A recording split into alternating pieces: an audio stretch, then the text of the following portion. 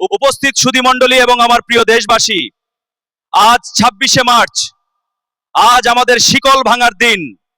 আজ সেই দিন যেদিন বাংলার দামাল ছেলেরা বুক চিতিয়ে বলেছিল, এদেশ আমাদের, এই মাটি আমাদের।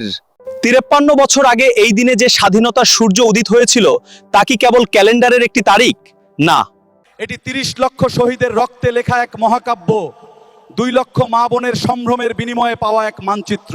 আমি আজ প্রশ্ন করতে চাই, আমাদের সেই স্বপ্ন কি আজ পুরোপুরি সত্যি হয়েছে?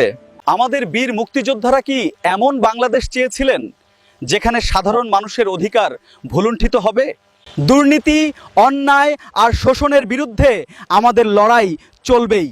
যতক্ষণ না প্রতিটি মানুষ তার ন্যায্য অধিকার পায়, ততক্ষণ আমাদের সংগ্রাম থামবে না।